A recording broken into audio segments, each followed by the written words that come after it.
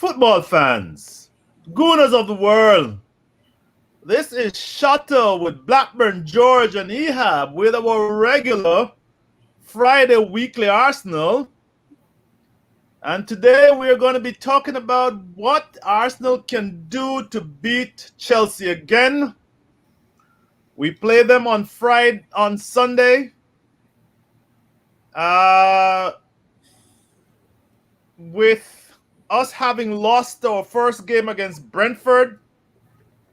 And if you see me hesitating, I'm trying to get my graphics up. But not a good start to the season. But we have had a lot of luck, or Arteta in particular, but we have had a lot of luck with Chelsea. We did the double over them last year. We beat them in the FA Cup, if my memory serves me right. I'm pretty much sure of that. And we now meet them again. They're perhaps one of the favorites to win the title. And I'm the bookmakers have them, on Football Critic, it's like 3-4, 3-5 for them to win. And I'm asking, we two old farts, or maybe I include myself amongst them, think that there might be a way for us to win this match. Will there be a reaction to Brentford? Blackburn, George. Oh, of course we can win it. It'll depend on the team we pick. It'll depend on how the team we pick plays. But they're massive favourites. I think they're more favourites than 3-5 on. They'll have Lukaku. I'm dreading seeing him up against Ben White early. And yeah, we spent 58 million and got that $1 million on a guy who is aerially challenged. But keep going. So I think they're massive favourites, and I think we're struggling. Whether we'll see Aubameyang and Lacazette able to play, we still don't know. If we can't, it'll be similar to we played last week, and that doesn't fill you with confidence. So I think if I were a betting man, I'd be running down to the bookie, lumping some money on Chelsea. And I don't think previous results matter much at all. They've got a new manager since then. They've got a lot of new players. They're playing completely different football. And we've got the same manager, but a lot of new players, a lot of players injured. I really don't think past results matter at all in this instance. I mean, you can go back a bit further and we never beat them at all, hardly, for years. Yes, I remember that. That doesn't matter. It's gone. Look at this season now. How we're liable to go on Sunday, is it? Yes, it is. And I think it's going to be a struggle. But of course we can win. Any team can beat any team. But if you say how we're going to do it, we're going to have to play at our best. And I think they're going to have to play a bit below their best. And then we could win. And I can't see that happening. Ehab, what does Chelsea bring to this game? They have brought back Lukaku for a meager sum of £108 million after selling him. I was amazed at this team. But Ehab, I look at their squad and it's a Champions League squad. It's massive. Yeah. And it's stacked with defenders. I counted 6 defenders who could probably walk on our team. Their midfield is stacked. And obviously their strikers are stacked. Tell the listeners, what does Chelsea bring to this game? Chelsea under Tuchel brings direct play. And this is something that we have been struggling with, even against a team with no talent like Brentford. I think Arteta hasn't still figured out how to, transition from defense to offense and the other way around. It's going to take him another 100 games or so to figure this out. and playing this quick. The wingers they have in every team they have two wingers and they have two wing backs. They move quickly. Everybody is quick. They struggled last year because they didn't have an end product with their target man, which was Timo Werner. Well, they were playing him as a false nine for most of Tuchel's time. Yeah, Um, Lampard was playing Tammy Abraham. When Tuchel came, he sat down Tammy Abraham. He wasn't going to do it. A reference point, a big strike up front. He wanted more mobility, as have you said. exactly. And this is a team that won the Champions League, and they've upgraded Giroud at that point of his career. Yeah, With they got rid of him this year. I mean, when I say got rid of him, the contract ended and they didn't renew it. Yeah, and Giroud is like what 32, 33, and he's at the point of his career where it's gonna go downhill. It has been going downhill from his days at Arsenal, and they chose somebody who's in his prime right now, which is 20, Lukaku. He's having 28 years old. yeah, and he's had his best year I think of his career yet, and he won the Italian Serie A. So this is quite an upgrade. Maybe they will have a little bit of trouble with the how they're gonna fit Werner and Lukaku together the same way they had fit Giroud and Werner together. And we know that Timo Werner has struggled. He hasn't. It's not like a totally falls down nine. He plays a little bit behind the attacker, but he's also a center forward. So they basically play in a 3-4-3-5-2 or a 5-2-3 something like that They where played a 3-4-3 against Crystal Palace. Three yeah, but defenders. Mason Mount is gonna drop behind the two strikers, and the two Correct. strikers are gonna play up top. Right. And Mason Mount dropping behind the two strikers is gonna allow Reece James to basically play as a winger, which what they do most of the time. They have Jorginho, who does what Chaka does for us, where he can select the direction of play, where the ball goes, and who goes forward first. He does switch from side to side easily. He does control the game a little bit from deep.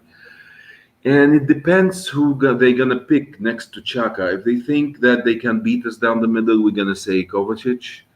If they think that our midfield is dangerous, they're gonna start Kante in there, and this is what they're gonna do. They're gonna be a little bit more careful, especially at the start of the season, and they are gonna rely on going down the flanks. We have a problem on the left side where Chambers hasn't been his best against Brentford. Another showing like that, and they're gonna kill us on that side. With Marcos Alonso and Werner on that side. Um, it's going to be hard for us. They advance the ball on that side really quickly, and having Werner there means they don't have to go across to score. All they have to do is just play a simple, exchange on the left, and it's gonna give Werner a shot.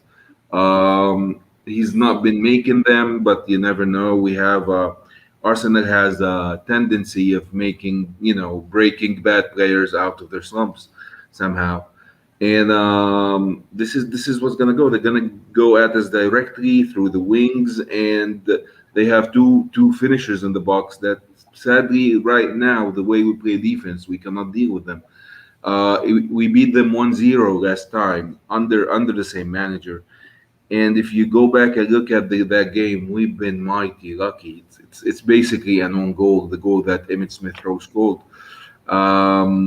Whether one of their defenders usually almost scored an own goal, but the keeper saved it on the goal line and came down to our player just right there to score. So Yes, that's they did batter us. They had the chances to win.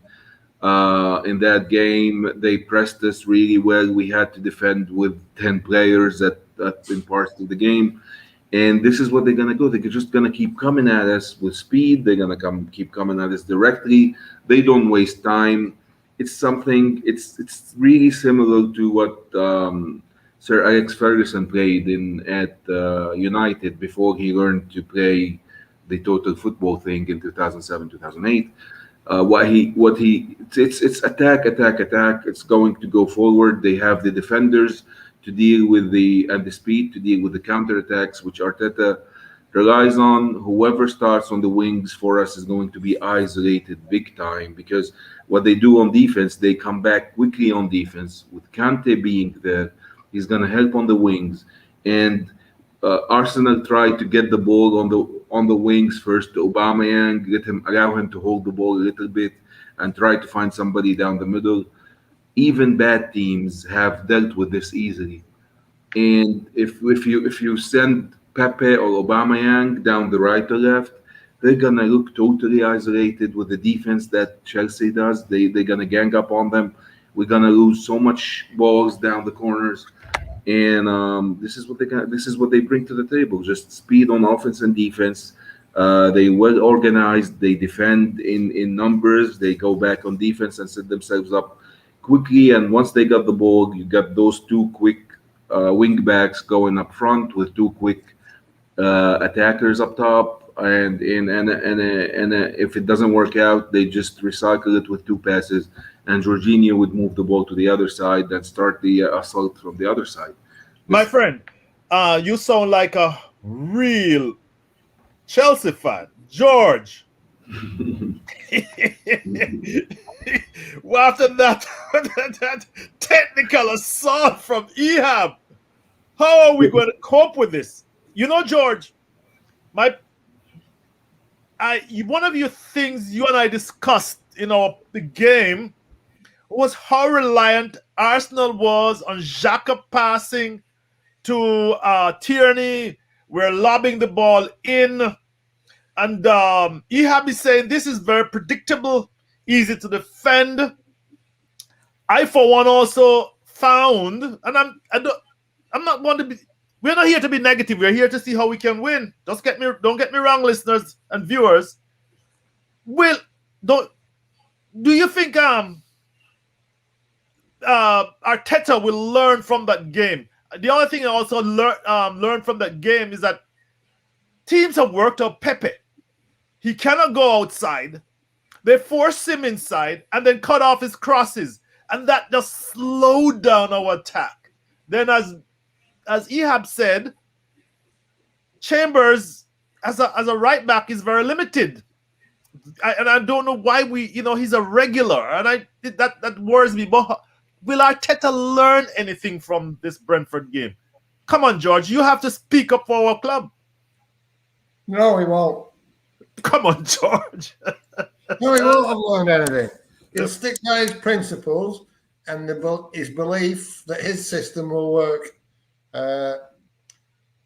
No, I don't want to be negative, but I can't see us winning. I really can't. It's going to be a miracle, or it's going to be not a miracle, but we're going to do well to win, or we're going to do very well to even get a draw.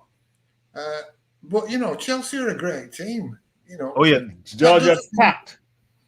That doesn't mean that we're crap because we're not going to beat Chelsea.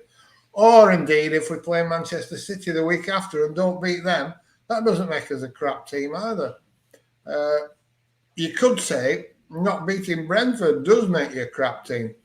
But the news came out that Aubameyang, Lacazette, Willian were all suffering from COVID. Nikita was injured. And you look at the numbers, 70% possession and 22 shots on goal. I'm inclined to think that if Aubameyang and Lacazette had played, that would have made a difference. They would probably have scored from those 22 attempts. So you did make that point in our podcast. Yeah, did I? Yes, you did. That was the last question I asked you. Well, go ahead, George. I'm saying that you are consistent. Yes. I agree with myself. And I think that was a bad result, but it's not as bad as it looked at the time. So we could lose 3 games on the spin and it looked absolutely awful. But you got to remember, we'll have played Manchester City and Chelsea. two of the wealthiest It won't teams. stop people worrying. It won't stop the panic setting in. But I think you've got to look at where we are and who we're playing and realise that it's unlikely that we would beat these teams. And if you were doing a list of, if they didn't tell you what the fixture list was, if they just gave you that you were playing Chelsea and Manchester City twice, you'd probably be optimistic if you thought we were going to get a point out of all 4 games. Yes. So let's not cry too much that we're unlikely to beat Chelsea because almost every team in the league is unlikely to beat Chelsea. But you know, George, we were in the same position last year on Boxing Day. Of course, Chelsea was under Lampard, and they were not doing well. And we all know that loss to us. We were 15th, actually, when we went into that game. And that loss to us probably sealed his fate. He lasted another 2 games. So. Yes, he was, by January, he was gone. But Arteta did something, George. He was forced to do it, if you recall. He started Martinelli. Second start for Smith Rowe. He had Bellerin playing right back. He had Saka on the right in the midfield. He had Tierney on the left. We were a very balanced team, and we went after Chelsea. We defended in numbers, and when we attacked, we went after Chelsea. Don't we stand a chance again? Can we bring those tactics to the table? Well, if we can get Frank in to manage Chelsea, yeah. No, I'm repeating myself. That's gone. That team of Chelsea had is gone. That manager Chelsea had is gone. And it was a good result, but I can't see it. I just can't. I want to. I hope so, but I can't see it. Ehab, I throw the same question at you. Because then, you were just being the devil's advocate, obviously. You're an Arsenal fan. I don't want anybody to have any doubts about that. But because of your experience doing some scouting in the past, I have made you my scout for all these opposing teams, and you have to speak for them. But what can Arsenal do? George, do you agree with George? Yeah, they're a great team, but there's something in football that it's end of the day. Those are professional players, and they are not bad. I mean, people look at Arsenal. Arteta has made Arsenal players look like Division 3 players, but they're not. They are professional players that we've developed, that we've bought for a lot of money, that can still produce in the right system. The problem is managers nowadays suck. Even Pep, and apart from Klopp and Bielsa, I have no respect for any other manager Yes. who's playing right now, because they just take what's given to them.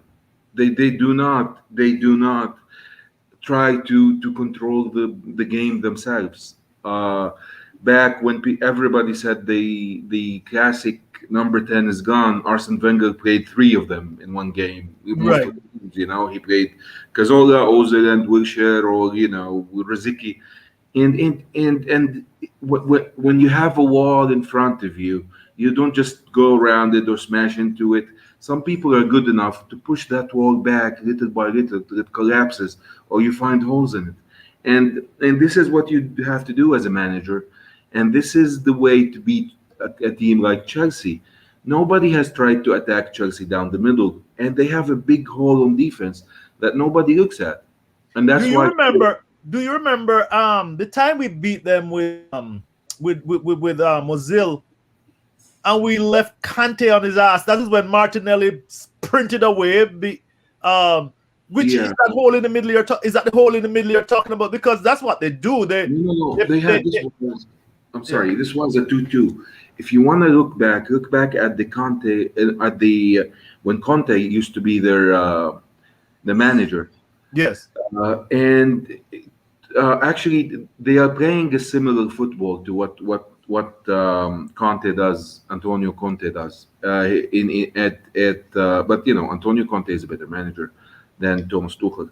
But they are playing a little bit similar to it, and they always had that hole in the middle where just think about it. They are playing with two midfielders only. That's it, which is Kante. Kovacic and Jorginho last Yeah, game. Kovacic and Jorginho, Kante and Jorginho, and if you have enough players down the middle to force the middle center back up, and now they are playing with Christiansen, who's not really good, and they're gonna force him back up. It's going to open spaces up on the right and left because the back three suddenly becomes a back two, and they have to get narrower, and they have to get back Reece James and Marcus Alonso just to keep us with our width. If we go down the middle, they have to commit people down the middle, and it's gonna open spaces on the right and left. There's this goal that I remember from the Christmas time, couple 3 years ago against Antonio Conte that Jack Wilshere scored, and it was I think an assist You, by Ozil against Chelsea. you have a powerful memory. I can't remember. Yeah, but if you look at that goal, and this goal, if Arteta goes back and look at it, it came from a corner that we passed short, and we passed it down the middle, and it came down to Ozil and I think Wilshere down the middle, and they exchanged the ball on the edge of Chelsea box 3 or 4 times before Ozil slipped the ball down to Wilshere that he scored a beautiful shot. And Wow. to play this kind of football against Chelsea today will beat them. Chelsea cannot defend against attacks down the middle still. And Help this us is with that, Ehab. Go find the YouTube and send us that. But so, what is your predictions of the score? Because we don't want to. Let's get to the brass tacks here. I agree with you that I'm somewhat. Well, first of all, I agree with both you and George, but I'm agreeing with you that there's a way to beat them, but I'm not sure Arteta will knows or. But put it this way: Arteta is inherently conservative, and he wants to control the game, and that's the point to make. All these modern coaches want to control every acre of space, every inch of space on the ground. They don't want to give the players any initiative. Say, unlike Arsene Wenger, go and pick them apart. Work this out. I'm sitting in my seat. I'm going to give you instructions. You go and pick them apart. Sometimes it works, sometimes it doesn't. But what is your prediction as the score? For me, it's I'm gonna predict something really like shocking. I think Arsenal is gonna win this, and I think it's gonna be a narrow win. Just snatch a goal, 2-1 or 1-0, and we're gonna defend back. I think the quality of Xhaka and Emmitt Smith Rowe, with Saka on the flanks, is going to have the ball down the middle. I like what Lokongo did the other game when he actually carried the ball forward. If we do this, we're gonna be able to snatch a goal and then defend for our lives for the rest of the game. I think we're gonna. George, you heard that? That's a Chelsea man saying that. That's a Chelsea man saying that we could pull a mighty upset, George. Nick a goal and defend for our lives. Because there's a hole in the middle. Your prediction on the score? 3-0 Chelsea. Wow, we got two extremes here. I don't know where to fall. But and I don't know really. I'm caught in the middle. I would like to hope that Arteta picks a balanced team that can pick Chelsea apart. But I don't know. You all know by now that I really am not very confident in Arteta. I think the statistics, the data is very, very strong. More losses, more draws.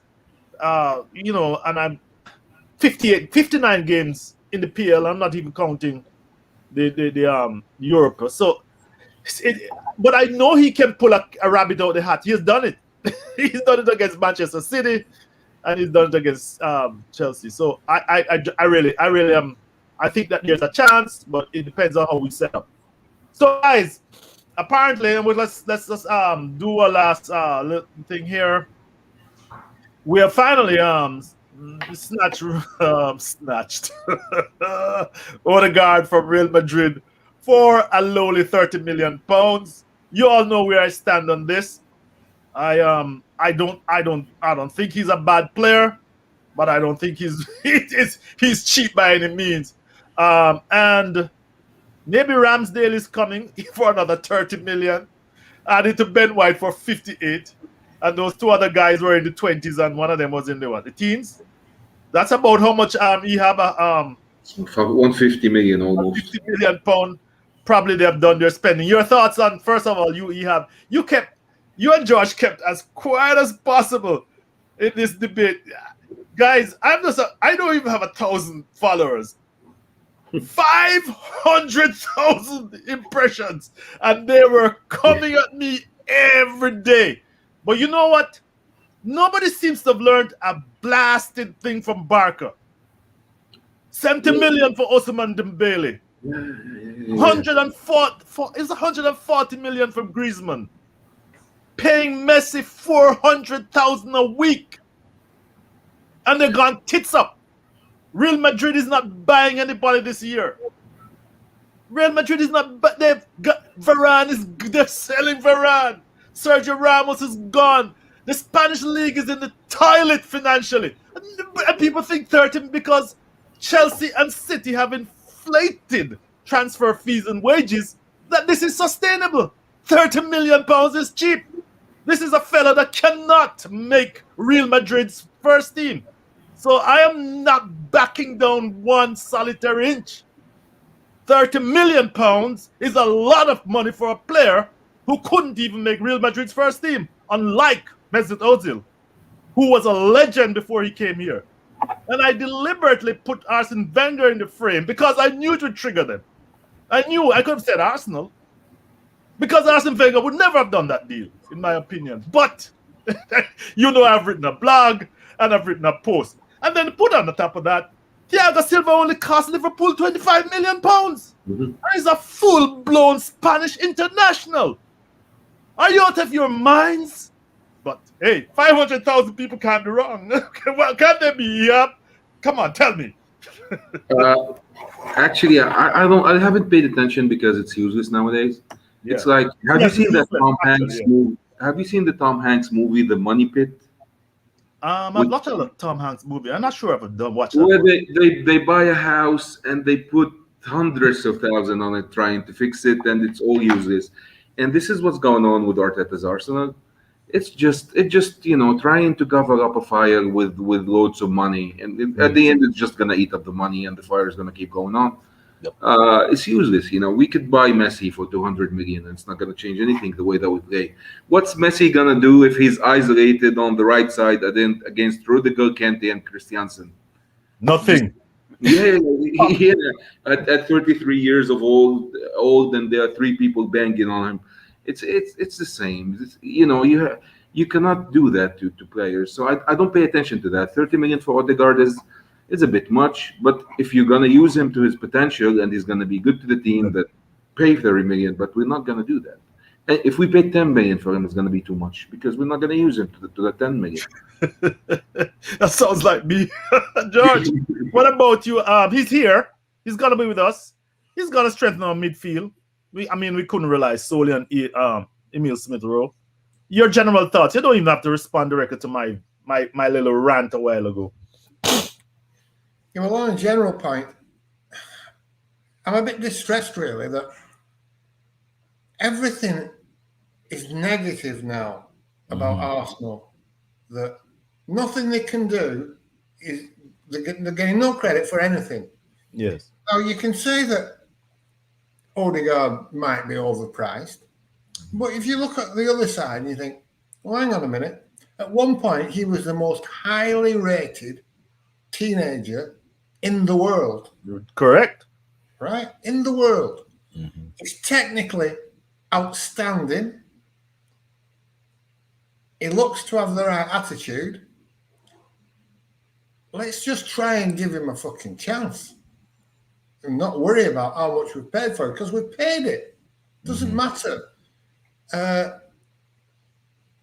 He's not going to be a problem for me. That Tavares, that looks a good buy for me. Lukongo, I'm well happy with him. I think we've massively overpaid for Ben White, but he's not a bad player if he's using the right system. Yeah. But we're so tied up in being critical of everything. We're not allowing ourselves to enjoy anything. These 4 players could be good for the club. If Arteta doesn't make it work, he'll be gone. And we'll still have those 4 players for years to come, for somebody who can use them to be able to use them. So it's not all bad. You've got to fucking enjoy something. Give them a chance. Not Arteta. I don't like Arteta, but I'm not going to let my dislike for him spoil my approach and hope that these players succeed. And at the moment, that's what it is. We're everybody seems to be, and people are jumping on the bandwagon now. There's more and more negative people, and a lot of them won't be negative towards Arteta yet because they're not sure it'll get them followers. Yes. So they find somebody else to blame. They're blaming Stan Kroenke. They're blaming Edu. They're blaming the players. They're blaming. That's by the way, George. That is amazing. Fucking George, I'm interrupting you here. I'm interrupting you here. Christmas. George, I'm interrupting you here. They're blaming Stan Kroenke, and that is I also join on that. The man has spent £250 million alone on Arteta. Yeah. And he's giving them £150 million to spend this summer. So what are these demonstrations on Saturday all about? I mean, I think that the problem is that the coaching has been horrible. That's the biggest problem. I agree. But, I mean, you see people saying, I had an argument on Twitter yesterday with that Phil I Am, angry of Islington. Yes. Trying to tell me that he hadn't invested any money, that it wasn't his money, it was Arsenal's money. It is Arsenal's money. His money. Because Arsenal is his. It's fucking madness to say that if he's spending Arsenal's money, he's not spending his money. It's his club.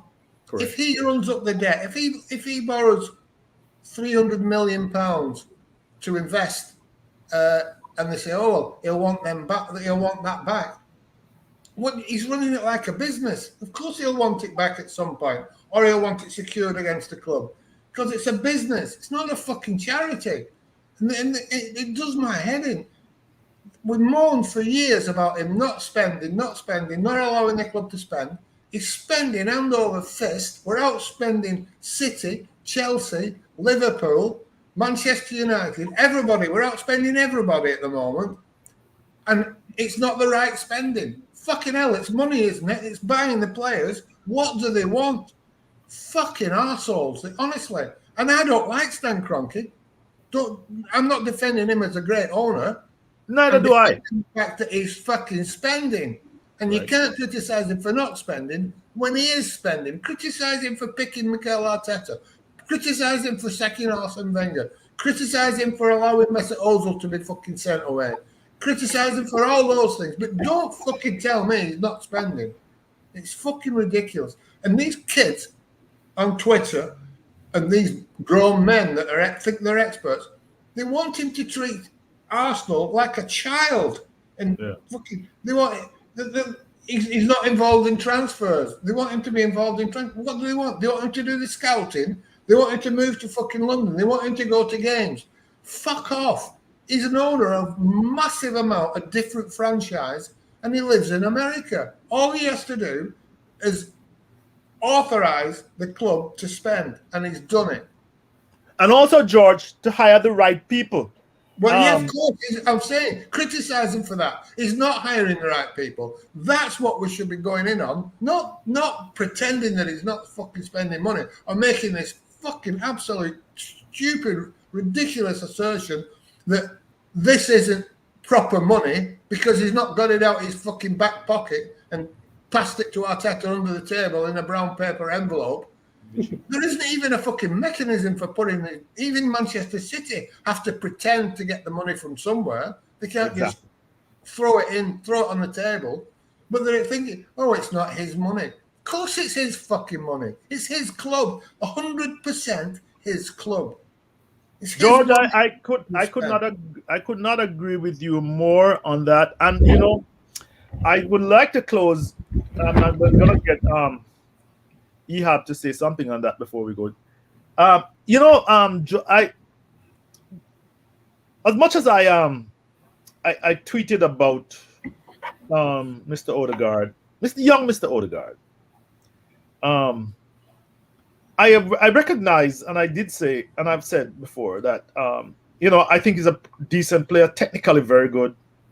And he can do the basics very well. And my concern is that he doesn't see the spaces angle. In fact, I tweeted last year that somebody needs to coach him so he can play more through balls. And that's, if he can do that, he'll be a very effective player. Let me make that very clear. But what George is saying is that everything is now a negative, and I might probably be dragged into it as well. And I'm willing to hold up my hand on that. What can we enjoy from this? What is there to enjoy? What you? I mean, I know you pan the spending, and I think that is also true. Ehab, it's a way of, it's a public relations. In many respects, it's also public relations to placate the fans. Yeah. But there is a thing. Everything is negative. What are your thoughts?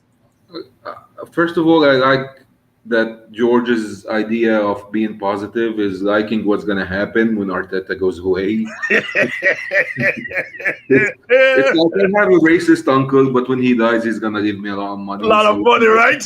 Oh, bad. he's okay. So, there's something to look forward to. Yeah, something to look forward to. Actually, the negativity comes from the results and the performances. I mean, I love that we buy in players. I feel really happy before games. Like I want to watch the game. I'm excited.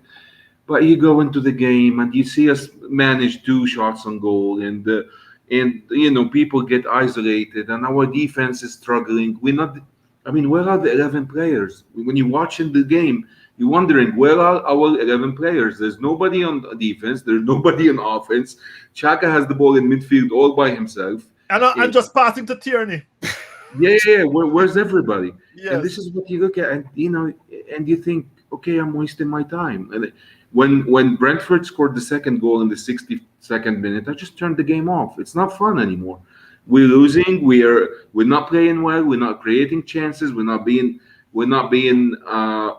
enjoying it. I don't mind losing to I mind losing to Brentford if we at least, you know, if we hit the bar 3 times and the keeper made 15 saves, like one time when we lost to Manchester United 3-1, and he had 35 saves. Yes. George talks about that all the while. 30 on saves, we bombarded him. I just couldn't get it in. Yeah, but the thing is, you cannot get up and walk away from that match, although we lost 3-1. Yes. At home. Yeah, but this is not football. It's a waste of time. And you have to forget about it and take a day or so to think, okay, maybe they're going to be okay. Maybe Arteta's going to learn, maybe so and so. This is where the negativity comes from, the performances and the results. That's it. And I love Odegaard. I love every player we signed, all of them. They're really good signings. And I don't give a fuck how much we pay for them. It's the market. Because it's not our money. But you know, I think it's gonna sink us if we keep spending on Arteta. But I mean, we've already down. I think this is too late to just, you know, go back now. It's 250 million with 300 million spent and 200 million wasted. We're too deep. But I like all the players. I would love to have them in a good system. I would love for Arteta's system to work out one day magically and goes. But yes, but you make a good point, you know, Ehab, and I'm going to try to wrap this up. Yeah, I'm good. That is what I see, even on George's blog, where we had a lot of regular people posting, and also on Twitter. Increasingly, people are not enjoying it. I suppose it's, well, they enjoy it when we snaggle a 1-0 win. But you know, George, you're not enjoying it. Even on your blog, Positively Arsenal, That's what the feedback. They're not enjoying the slog. And they're not going to losing to Brentford and I don't know, even losing to Chelsea. And as we expect, the odds, the bookmakers say we will lose. You know what I mean, George? I don't know what's going to take for us to enjoy it. I'm going to give you the last word, George. Well, we won't enjoy it if we go into everything thinking we're not going to enjoy it. And unfortunately, it's a two-way thing. We can enjoy it if they give us something to enjoy. If they give us something to enjoy, they'll get the backing, and everything will be fine. It's up to Arteta, and it's up to Arteta to give us something worth watching, not this dross that we've had for over 12 months since Mesut Ozil stopped playing, basically. But yeah, that is the whole point of the Premier League. You have to, the whole point of the Premier League is that that's why we watch it. It's supposed to be enjoyable, your club, even when your club is struggling. Thank you, guys. Thank you very much.